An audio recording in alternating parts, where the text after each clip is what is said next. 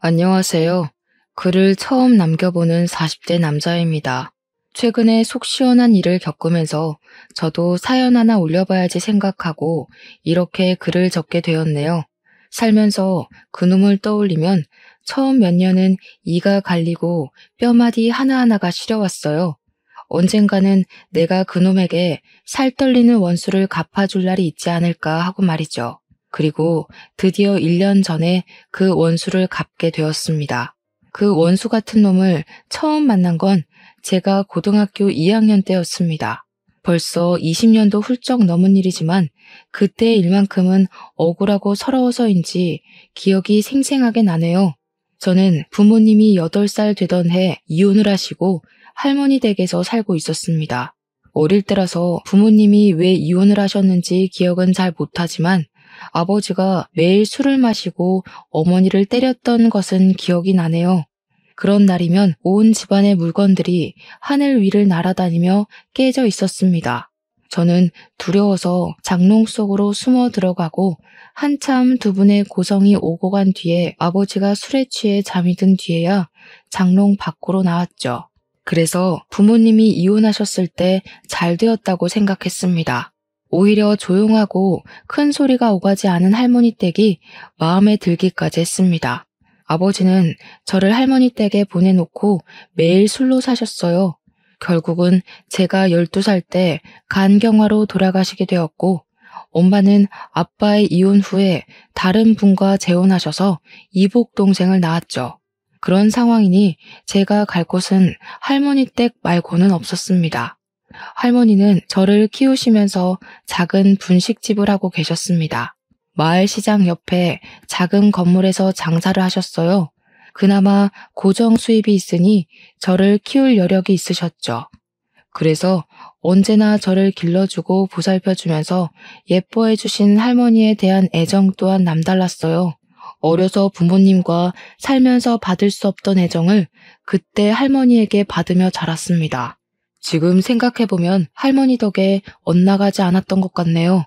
새벽에 일어나 할머니가 조용히 집을 나서시면 저도 벌떡 일어나 할머니 가게로 함께 갔습니다. 철이 들면서부터는 할머니의 일을 돕기 시작했죠. 할머니는 어린 네가 할 일이 아니라며 한사코 말리셨습니다. 저는 그렇게 할머니를 돕는 게 너무 즐겁고 또 행복했었어요. 일을 도와드리고 후딱 씻고 학교로 달려가고는 했죠. 그럴 때면 할머니께서는 제게 말하셨습니다. 현수야, 네가 공부를 잘하는 게 할머니는 제일이야. 그래야 나중에 네가 잘 되지. 네, 할머니. 학교 공부도 열심히 하고 있으니까 너무 걱정하지 마세요. 학교 수업도 열심히 듣고 공부도 우수한 성적을 받아서 할머니를 기쁘게 해드리고는 했습니다. 학교에서 상장을 가져가면 할머니는 활짝 웃으시며 말하고는 했습니다. 아이고, 우리 현수가 또 상장을 받아왔네. 귀여운 내 새끼. 현수야, 할머니는 말이야.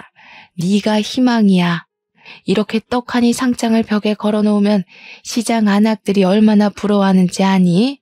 나는 딱 그 맛으로 산다. 너를 키우는 맛으로. 잘 자라줘. 고맙다, 내 새끼. 그렇게 말하며 저를 꼭 껴안아 주셨습니다. 할머니, 저 공부 더 열심히 할게요. 그래서 할머니한테 효도할 거예요. 그래, 장하다 우리 손주. 꼭 성공해서 잘 살 거라. 할머니의 한마디가 저를 웃게 하고 저의 한마디가 할머니의 보람이 되었습니다. 그렇게 저는 할머니에게 사랑받고 학교 친구들하고도 잘 지냈습니다. 딱 여름방학을 한 달 정도 앞두고 있던 고2 여름, 그놈이 우리 반으로 전학을 오기 전까지는 말이죠. 그의 여름은 제게는 잊을 수 없는 일들로 가득했습니다. 처음 그놈이 교실로 들어설 때부터 분위기가 남달랐습니다. 우리는 그 녀석의 반항기가 가득 실린 날카로운 눈빛에 당황하기도 했죠. 당시 텔레비전에서는 일진의 행패와 학교 폭력 문제를 자주 다루었습니다. 교실로 들어오는 그 녀석의 모습이 딱 그런 모습이었어요. 전학을 오면서 첫날부터 교복 바지를 딱 줄여입고 교복 단추는 몇 개나 채우지 않은 채로 들어왔습니다. 교탁 옆에 서서 모두를 하찮게 쳐다보는 눈빛에 저 녀석은 일진이다라는 생각이 번뜩 들 정도였죠. 전학 온 첫날부터 학교에는 그 아이가 사고치고 전학 온 게 아닌지 소문이 무성하게 퍼져나갔습니다. 그 녀석에게 가까이 가려는 사람은 아무도 없었죠. 저희 학교에는 당시에 학교를 주름잡는다는 일진이라는 애들이 없는 몇 안 되는 학교였습니다. 있어봤자 조금 잘 노는 애들이라고 해야 하나? 명랑하고 학급 일에 적극적으로 나서는 정도였지 사회 문제가 되는 그런 친구들은 없었거든요. 그리고 잘 노는 그 아이들에 제가 포함되어 있었죠.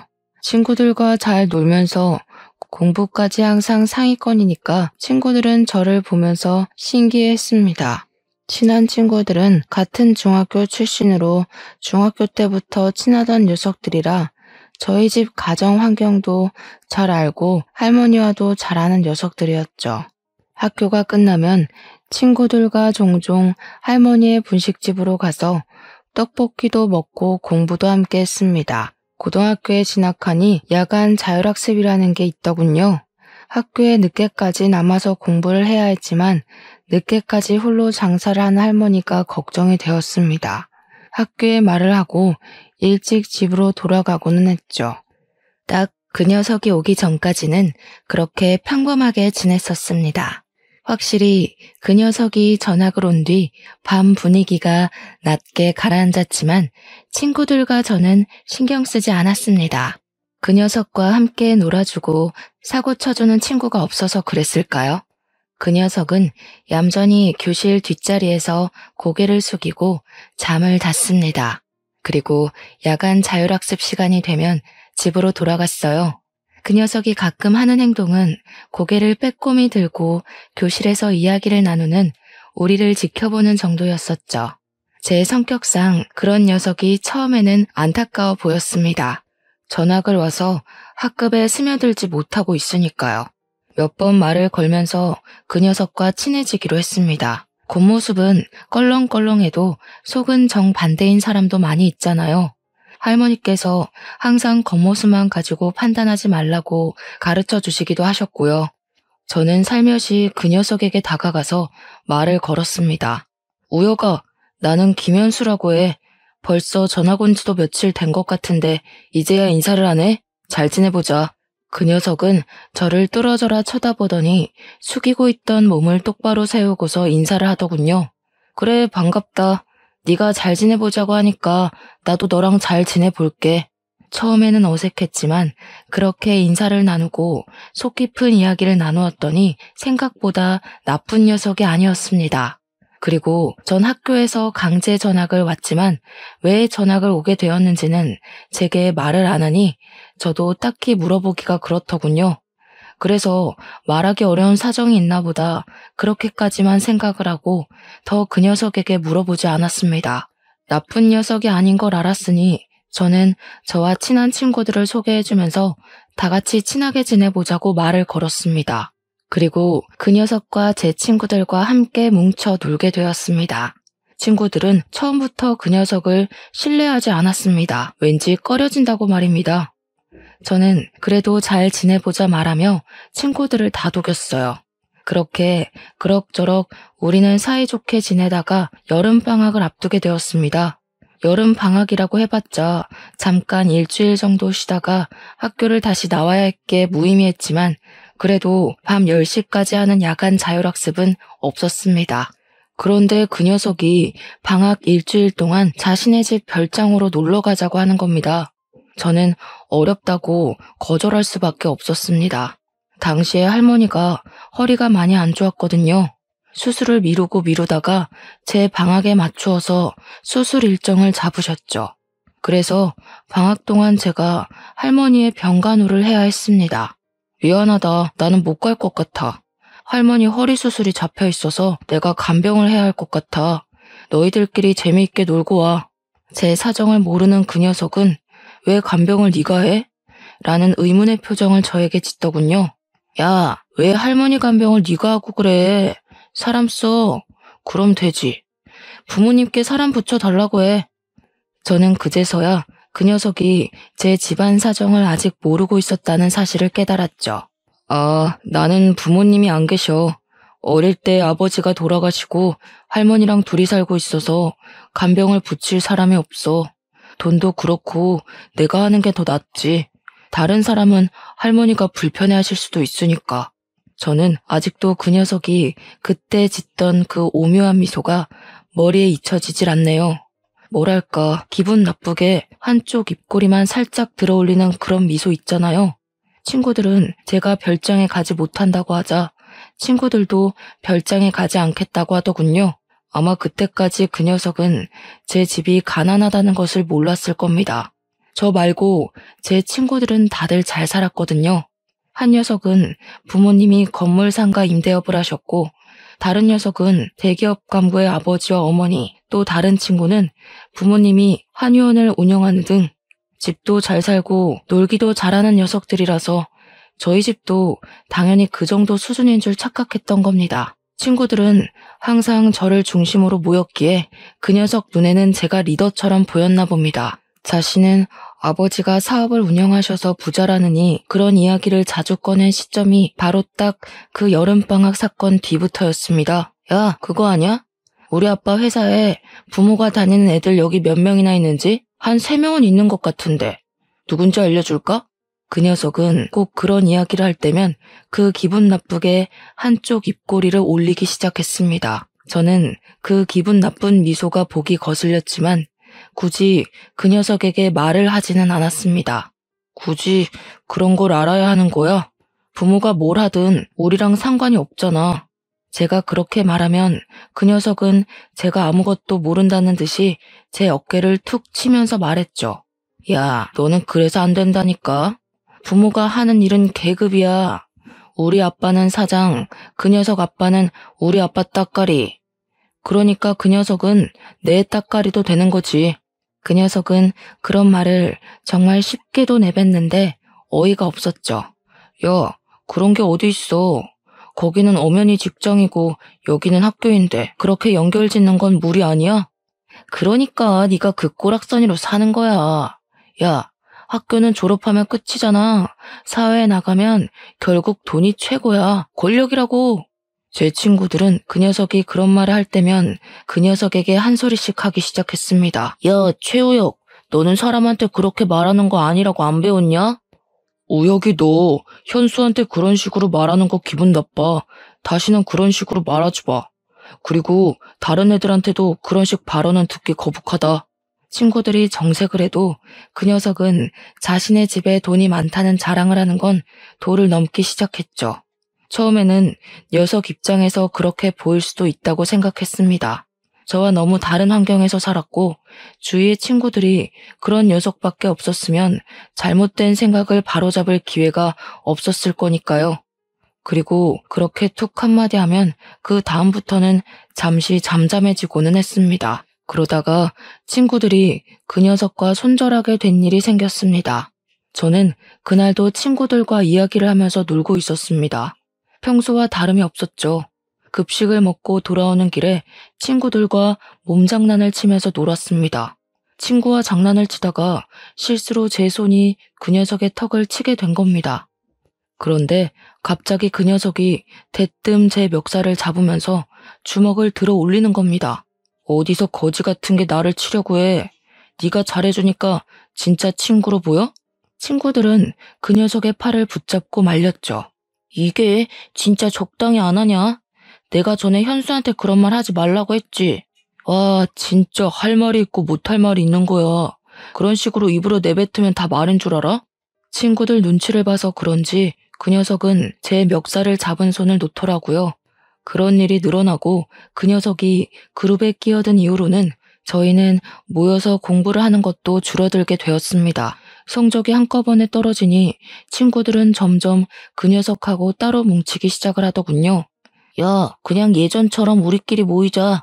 우혁이가 끼고 나서는 분위기도 너무 험악해지고 애가 현수 무시하는 것도 보기 싫다. 나도 그래. 전에는 같이 모이면 공부도 하고 했는데 우혁이가 끼고 나서는 매일 놀기 시작하니까 성적이 팍 떨어졌어. 부모님께 한 소리 들었다.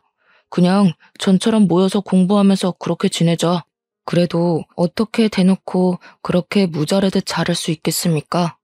잘못된 것을 알려주면 그 녀석도 달라지지 않을까 했습니다.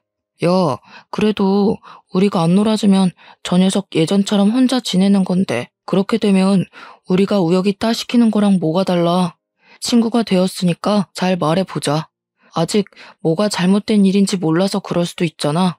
제 말에 마음이 안 내켜 하는 것 같았지만 그래도 친구들은 알겠다고 하면서 무마되는 분위기였습니다. 저는 여전히 집안 사정으로 야간 자율학습을 빼먹고 있었으니 제가 집으로 간 뒤 사정은 더욱 모르고 있었습니다. 그 사이에 친구들은 점점 그 녀석과 따로 놀기 시작했나 봅니다. 제가 있을 때는 잘 지내다가도 제가 먼저 집에 가면 말도 안 걸었나 봐요. 그 녀석은 자신이 따돌림을 당한다고 생각하고 약이 바짝 오르기 시작했죠. 그리고 그 화살은 가장 만만한 저에게 돌아왔습니다. 재미있는 이야기를 하다가도 저에게 괜히 시비 거는 말을 하면서 사람을 비꼬는 겁니다. 이번 주말에 시간이 날 것 같은데 오랜만에 뭉쳐서 영화나 보러 갈래? 재미있는 거 개봉했나? 야, 집이 가난해도 영화는 볼 돈은 있냐? 그것도 모아서 밥 사 먹을 돈이라도 만들어야 하는 거 아니야? 에이, 없이 살아도 그 정도는 아니야. 너처럼 넉넉하지 않다는 거지. 문화생활을 즐기지 못할 정도로 가난하지는 않아. 또 부모님 없다며 할머니 혼자서 벌어서 너 먹여 살리는데 영화 안 보고 돈 모아야지. 그래야 효도하지. 저는 그 말에 어이가 없었습니다. 이 녀석은 모든 세상을 비틀어서 보는 것인지 도무지 이해가 되지 않는 겁니다. 우여가 걱정은 고마운데 그런 말이 남한테 상처가 될 수 있다고 생각 안 하냐? 나 지금 네 말 되게 기분 나빠. 다음부터는 조심해 주었으면 좋겠다. 네가 기분 나쁘면 내가 다 들어줘야 하는 거냐? 가난이 죄인 거야, 병신아. 그러니까 누가 부모도 없이 할머니랑 같이 살래? 가난하게 태어난 건 전생에 죄를 지어서 그런 거야. 그러니까 내가 뭐라고 말해도 너는 받아들여야 되는 거야. 넌 뭐가 잘나서 내 위로 기어오르냐? 너 진짜 자꾸 그딴 식으로 말할래? 다른 사람 기분은 생각하지 않고 말하는 거 진짜 안 좋은 습관이야. 그러니까 내가 왜 거지인 네 기분까지 신경 써야 하는 거냐고. 기분 나쁘면 나보다 부자가 되어 보던가. 우와, 진짜 이 새끼 인성 썩었네.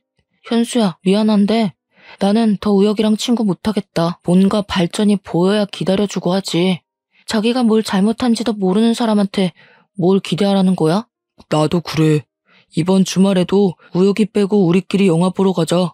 친구들은 그 녀석 앞에서 대놓고 절교 선언을 하더군요. 그렇게 친구들이 그 녀석을 대놓고 무시하자 다시 혼자가 되었습니다. 그리고 어느 순간 학교에 나오지 않는 겁니다. 하루 이틀 학교에 빠지자 그래도 몇 달 친구로 지내서인지 그 녀석이 걱정되더라고요. 무슨 일이 있나 싶고 혹시 사고라도 나진 않았는지 걱정도 되었죠. 혹시 친구들이 그런 말을 해서 상처받은 건 아닌지 걱정이 되었으니까요.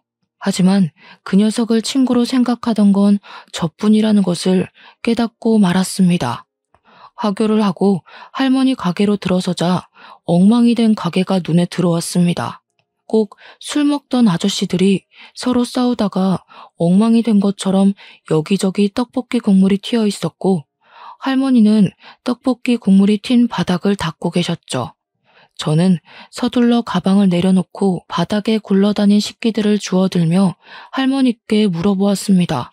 할머니, 여기서 싸움이라도 일어났어요? 이게 어떻게 된 일이에요? 왜 이렇게 엉망이 된 거예요? 할머니는 저를 보면서 깊이 숨을 내쉬면서 제 손을 꽉 잡으셨습니다. 현수야, 너 불량한 애들이랑 어울리고 그러니?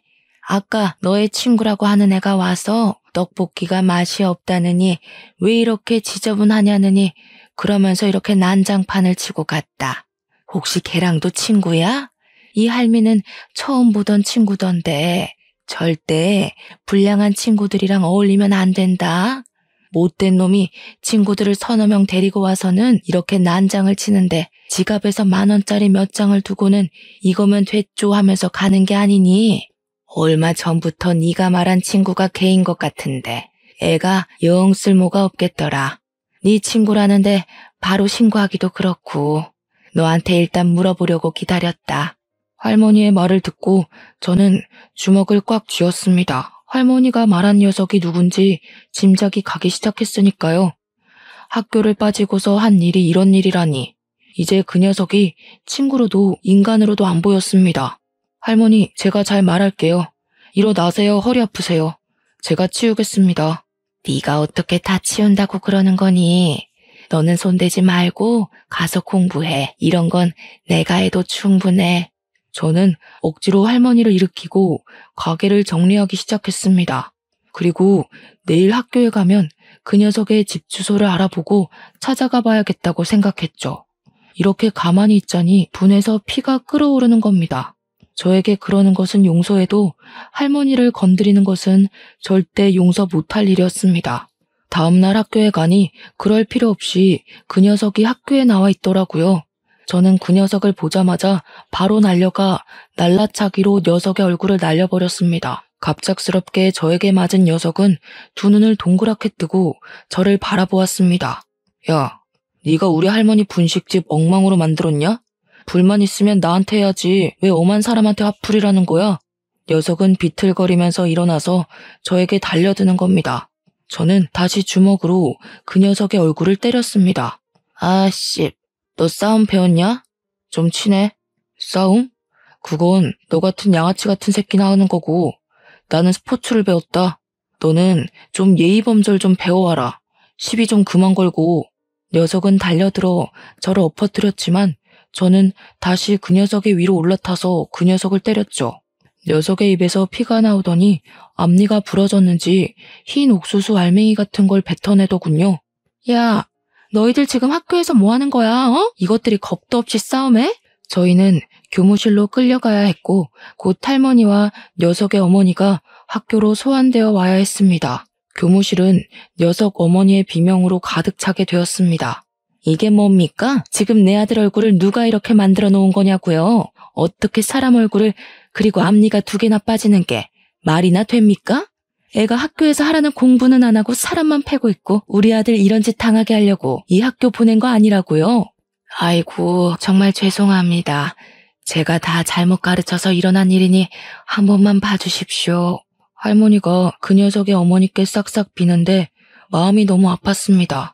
조금만 더 참을 걸 참았으면 할머니가 비는 일은 없었을 텐데 죄책감이 밀려왔어요. 그런데 제 옆에 있던 그 녀석이 희죽거리며 저를 쳐다보더라고요. 그 순간 조금 더 패줄 걸 하는 아쉬움도 들었습니다. 결국은 학폭위가 열리게 되었습니다. 그런데 그때의 분위기를 아시는 분도 있겠지만 부모도 없고 가난한 저에게 유리하게 돌아갈 리가 없었어요. 평소에 저를 예쁘게 보던 담임이나 교감 선생님도 저의 잘못으로 몰고 갔습니다. 그리고 그 녀석의 어머님과 바쁘게 주고받는 눈빛을 보아하니 촌지를 받은 게 분명해 보이더군요. 이건 명백한 현수의 잘못입니다. 어디서 신성한 학교에서 싸움을 벌입니까? 저는 항상 아이들에게 이곳은 학문을 성취하는 곳이라고 가르쳐왔습니다. 이렇게 문제를 일으키는 학생을 계속 제 반에 그리고 학교에 두면 안 된다고 생각합니다. 그럼요, 김 선생. 참 옳은 말 잘하셨습니다. 한번 사고치고 문제를 일으키는 애들은 또 그럽니다. 어릴 때 싹을 잘라버려야죠. 저는 돈에 못 이겨 교육자가 지녀야 할 자존심을 버린 두 분을 보고 더는 이 학교에 다니기가 싫었습니다. 아이고, 선생님, 아직 어린애들이 뭘 알겠습니까? 아직 치기 어린 혈기에 사고친 걸 너그럽게 용서해 주시면 안 되겠습니까?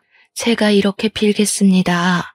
할머니는 자리에서 일어나서 선생님과 그 녀석의 어머니 앞에서 무릎을 꿇고 빌었습니다. 저는 그 모습에 눈이 돌아버리고 말았어요. 할머니, 저 사람들한테 왜 빌어요? 그럴 가치도 없는 사람들인데. 당장 일어나요. 저는 소리를 꽥 지르고 할머니를 붙잡아 일으켜 세웠습니다. 저는 학생으로서 두 분을 정말 존경했습니다. 하지만 지금 그 존경심이 땅으로 떨어졌네요. 돈이 뭐라고. 한 번도 제가 왜 저 녀석을 때리게 되었는지 물어보셨나요? 물론 제가 친구를 그것도 학교에서 때린 건 100번 양보해서 잘못했다고 생각합니다. 하지만 지금 제게 보여주신 모습을 보니 제가 스승님을 잘못 골랐네요. 자퇴하겠습니다. 이런 사람들한테서 배울 게 없다고 생각해서요. 퇴학을 당한 게 아니라 저는 스스로 자퇴한 겁니다. 그렇게 말하고 저는 할머니의 손을 꽉 잡았고 학교를 나왔습니다. 할머니는 집으로 돌아가는 내내 눈물을 흘리셨어요. 가서 빌어라, 현수야. 이렇게 학교를 그만두면 어쩌자는 거니? 네 미래는 생각 안 할 거야? 앞으로 어떻게 하려고 그러는 거야? 할머니는 제가 저렇게 양심 없는 사람들 밑에서 공부를 배울 수 있을 거라고 생각하세요? 걱정 마세요. 검정고시 볼 거예요. 아이고, 그래도 이렇게 가는 건 아니다. 사람은 사람 속에 살아야지. 학생은 학생에게 맞는 곳이 있는 법이야. 저도 사람 속에 살려고 하는 겁니다. 사람다운 사람들 속에서 살고 싶어요. 저는 그날 이후로 할머니의 가게를 도와드리면서 틈틈이 검정고시 시험을 준비하게 되었죠. 그러는 사이에도 그 녀석은 자신의 예전 친구들을 이끌고 가게로 다시 찾아와 할머니를 향해 깽판을 치는 겁니다. 저는 그 녀석의 멱살을 잡았습니다. 야, 여기가 어디라고 네가 찾아와. 눈에 보이는 게 없어? 다른 이도 빠지게 만들어줄까? 해볼래? 왜? 이제 나 때리고 감방에 가려고? 엄마가 그때 경찰에 신고한다는 거 내가 그래도 몇 달의 정을 생각해서 그러지 말라고 한 거야. 알기나 하냐? 야, 담임이랑 교감 봤지? 너 평소에 이뻐하더니 우리 엄마가 몇 푼 찔러주니까 바로 너 버리더라? 현수야, 이게 계급이고 이게 현실이야. 네가 아무리 발버둥 쳐도 못 올라오는 곳에 내가 사는 거라고. 그러네. 어쩐지 구린내가 나는 게 사람이 아닌데 사람 대접해줬었네. 다시는 오지 말고 꺼져. 저는 그 녀석을 밀쳐냈습니다. 그런데 그 녀석이 희죽거리며 웃기 시작하는 겁니다. 야, 시끄럽고 가게나 빼. 이 건물 우리 엄마가 샀어. 네 할머니는 꼭 자리도 안 좋고 목도 안 좋은데 가게를 차리냐? 좀 좋은 데서 장사하면 좋았을 건데 헛돈 쓴 게 아니면 좋겠다. 저는 어이가 없어서 그 녀석을 노려보았습니다. 온전히 저희를 내쫓고 괴롭히고 싶어서 건물을 사다니 인간이 아니었죠. 우리는 그렇게 오랫동안 장사를 하던 낡은 가게에서조차 쫓겨나게 되었습니다. 할머니의 생계가 사라지자 제가 나서서 일해야 했습니다. 고등학교 자퇴와 미성년자라는 이유로 마땅한 일자리를 찾지 못했습니다. 제가 할 수 있는 일은 취업이 쉽도록 검정고시를 하루라도 빨리 따야 하는 것이었죠.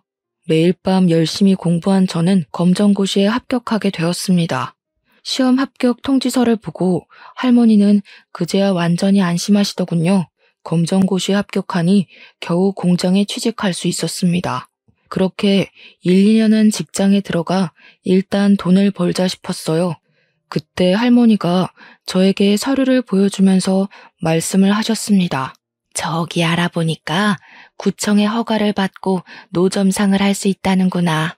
가게 보증금 받아놓은 거 있으니 이걸로 노점상을 해볼까 한다. 하지만 노점상은 춥고 힘들 거예요. 할머니 아직도 허리가 시리다면서요. 오래 서서 일해야 하는데 가게에서 일하는 거랑 차원이 다르다고요. 그래도 평생 해오던 일을 안 하자니 너무 힘이 든다. 조금이라도 움직여야 늙지도 않고 너 대학 등록금이라도 벌지. 그 시험 보면 너 대학 갈 수 있다고 하지 않았어? 저는 대학은 애초에 포기하고 있었는데 할머니는 저를 대학까지 보낼 생각을 하고 계셨습니다. 저 대학 안 갈 거예요. 지금이 좋아요. 지금처럼 일하면서 돈 벌 거예요. 그게 무슨 소리야? 대학을 왜 안 가? 그럼 지금처럼 살겠다는 거냐? 너처럼 똑똑한 애가 대학을 안 가면 누가 간다니? 대학 간다고 꼭 다 성공하는 것도 아니고 저도 하고 싶은 게 있어서 그래요. 너무 걱정하지 마세요. 친구들은 대학에 들어가서 공부를 하고 있을 때 저는 공장에서 일을 시작했습니다. 그런데 일을 하면서도 할머니가 걱정되는 겁니다. 겨울에는 춥고 여름에는 더울 텐데 하는 생각 말이죠. 아직도 허리 건강도 나쁜데 노점상은 일반 가게보다 몇 배는 더 힘들잖아요. 상하수도가 없는 노점상은 물을 사용하려면 멀리 나가서 길러와야 했기에 허리가 안 좋으신 할머니가 걱정이 되었습니다. 회사를 그만두고 할머니를 도와 장사를 하고 싶다고 말했어요. 할머니는 제가 장사를 하겠다니까 또 노발대발하셨습니다. 회사를 그만두었다니 그게 무슨 말이야? 왜? 거기서 너한테 뭐라고 하더냐? 학교 그만두었다고? 그래서 그러는 거야? 할머니는 또 제 걱정부터 하셨죠. 아니요, 그게 아니고 제가 장사를 배워보고 싶어서요. 할머니한테 장사 기술이나 배워서 사장이나 되어볼까요? 싱거운 소리 하지 마라. 장사가 아무나 한다니? 얼마나 고생스러운 일인데 이걸 한다고 해. 차라리 다른 직장 알아봐. 이번에 대학이나 가던지. 장사가 얼마나 힘들고 고된데 너까지 일을 한다고 하니? 할머니는 평생을 하셨잖아요. 아마 저도 할머니 닮아서 타고났을 수도 있잖아요. 정 그렇게 걱정되시면 딱 몇 년만 해보고 안 되면 깨끗이 접고 대학 갈게요. 어때요? 허락해 주실 거죠? 할머니는 제 고집에 못 이겨서 결국 허락하셨습니다. 그렇게 저는 할머니의 노점상에서 같이 떡볶이와 분식을 팔게 되었습니다. 처음 몇 달은 정말 고생을 많이 한 것 같아요. 생각보다 장사가 안 되고 할머니를 도와서 일하기는 했지만 노점상이라서 단골이 생기는 게 꽤 어렵더라고요. 그리고 굳은 날에는 아예 장사를 못할 때도 있으니 가게를 가지고 장사를 하는 것과 노점상은 정말 하늘과 땅만큼의 차이가 나는 것 같았죠. 그렇게 몇 달을 고생하니 저희에게도 꾸준히 찾아오는 단골이 늘기는 했습니다.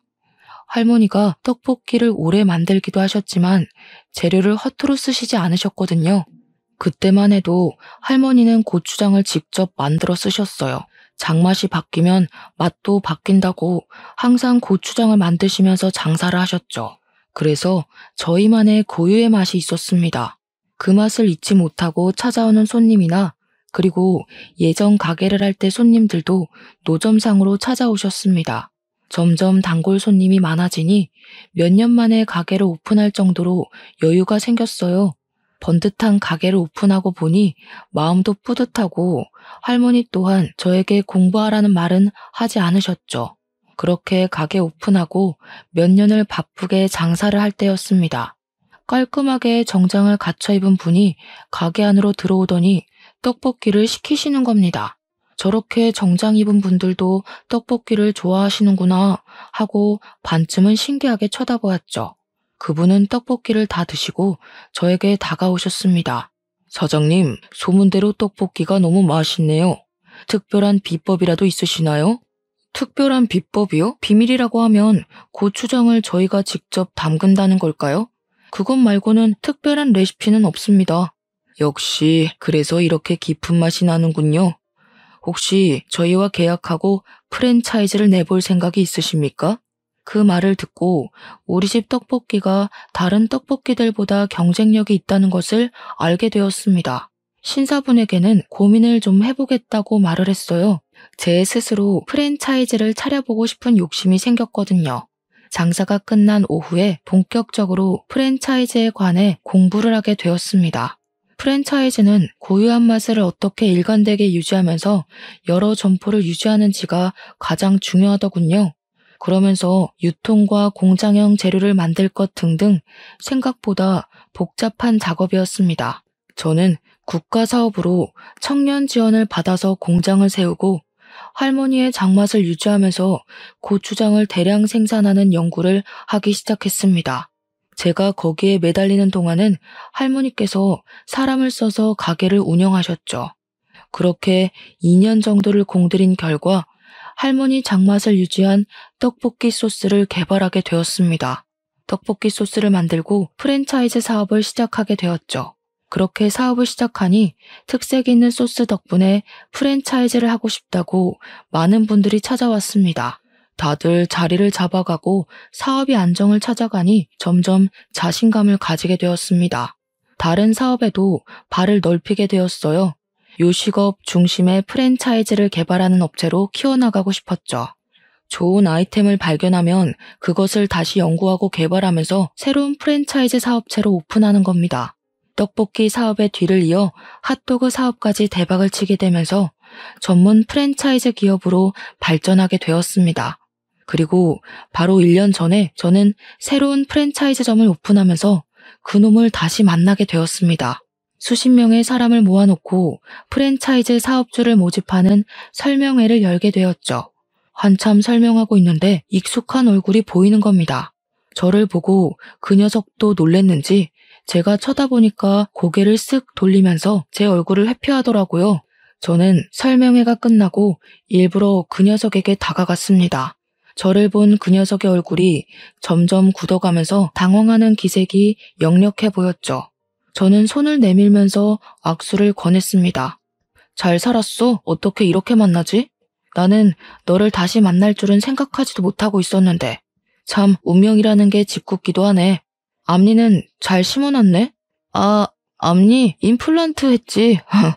나는 뭐 잘 살았어. 너도 좋아 보이네. 이런 큰 사업을 하고 잘 사니까 보기 좋다. 저는 그 녀석의 말에 정말 웃음만 나오는 겁니다. 말은 그렇게 해도 똥 씹은 표정을 하고 있었으니까요. 그런데 정말 나는 여기서 너를 볼지 몰랐어. 너희 아버지가 큰 사업을 하고 계시다고 했잖아? 우리 반에도 너희 아버지 회사에 다니는 애들이 많다고 하지 않았나? 그런 큰 기업을 물려받을 줄 알았는데 보통 우리 사업 파트너분들은 너희 아버지 같은 큰 회사에 다니다가 퇴직금으로 남은 여생을 보내려고 찾아오는 분들이 많아. 아니면 젊어서 요식업 사업에 큰 꿈을 가지고 있는 분들도 있고. 그런데 너는 둘 다 아닐 것 같은데? 저는 그 녀석의 사정을 한눈에 알아보았지만 일부러 말끝을 흐렸습니다. 사람 일이 그렇게 쉽게 풀리면 좋지. 고등학교 졸업하고 아버지가 밀려 들어오는 어음을 갚지 못하고 회사가 부도가 나버렸어. 그래서 집안이 빚더미 안게 되고 대학도 졸업 못하고 나도 바로 일을 시작했어. 그리고 내가 얼마나 어리석었는지 알게 되었어. 그동안 너무 미안해. 이렇게 말한다고 용서가 안 된다는 건 알고 있지만 그때는 너무 어렸잖아. 뭐 어린애처럼 무릎 꿇고 빌길 원하는 건 아니지? 18살이면 알 것 다 아는 나이지 않아? 주민등록증도 나오는 나이인데 어떻게 어리다고만 하겠어. 그때 나는 분명 너한테 그건 나쁜 짓이라고 충고도 여러 번 주었던 것 같은데 넌 내 말이나 친구들 말은 듣는 척도 하지 않았잖아. 근데 너의 그 질 나쁜 친구들이랑은 잘 지내는 거야?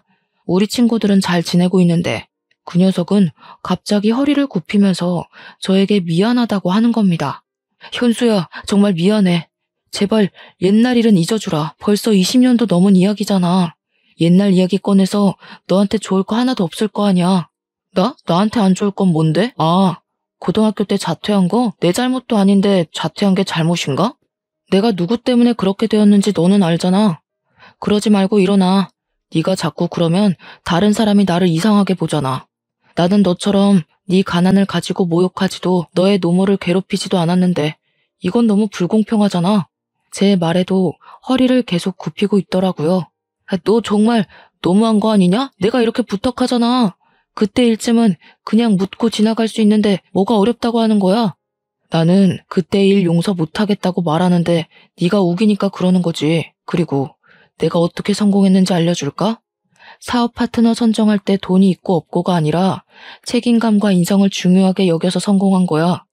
그래서 내 사업에는 적은 자금으로도 창업할 수 있는 거고 나와의 신뢰를 가장 중요하게 여기니까 사업주분들은 신뢰를 유지하기 위해서 열심히 사업을 번창하고 키워나가는 거지. 그런데 난 너를 신뢰하지 못하겠다. 미안하다. 너와 함께 사업을 할 생각은 없네. 제가 그렇게 말하니까 갑자기 흥분한 녀석이 저에게 달려드는 겁니다.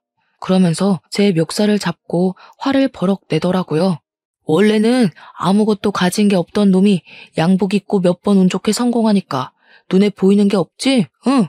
그런다고 네가 다 가진 것 같아? 세상 다 산 것 같아? 부모도 없고 엄마가 버리고 간 놈이 뭐가 잘났다고 내 앞에서 그딴 식으로 말하는 거야? 그러니까 말이야. 아무것도 없던 네가 왜 나한테 이러는지 모르겠어. 넌 네 손에 쥔 것들이 다 네 것이라고 착각했나 보네. 넌 처음부터 아무것도 한 게 없는데 말이야. 다 너희 아버지가 이룬 거 아니야? 그런데 왜 이렇게 당당하게 구는 거야? 결국 하나도 없이 다 잃었잖아. 그래서 고소하냐? 내가 네 앞에서 빌빌 키니까 아주 기분이 좋아? 미안한데 나를 너와 같은 취급은 하지 말아주었으면 좋겠다. 기분이 좋은 게 아니라 반가운 거지. 네가 망하고 내게 와서. 오늘은 예정을 생각해서 그냥 넘어가 줄게. 보안팀, 여기 내 친구분 좀 밖으로 모셔다 드려. 녀석은 나가면서까지 화를 버럭 내며 보안팀의 화풀이를 하고는 자기 발로 나가버렸습니다. 그 뒤로 아는 사업체 사장들과 이야기를 나누게 되었습니다. 이미 저와 악연이 입을 타고 이곳저곳 흘러들어갔는지 여러 곳을 기웃대었지만 그 녀석의 인성을 아는 타 프랜차이즈 업체들은 다 거절을 했다고 하네요. 자업자득이었겠죠. 그리고 들리는 말에는 홀로 가게를 오픈하게 되었지만 사업 기술도 장사 머리도 없었던 녀석은 1년도 안 되어 폐업을 신청했다고 합니다. 이 세상은 공짜라는 게 없는 세상인데 말이죠. 그 녀석의 아버지 사업이 망하지 않고 예정대로 사업을 물려받았다고 해도 그 사업이 예전처럼 잘 되었을까요? 저는 아니라고 생각합니다.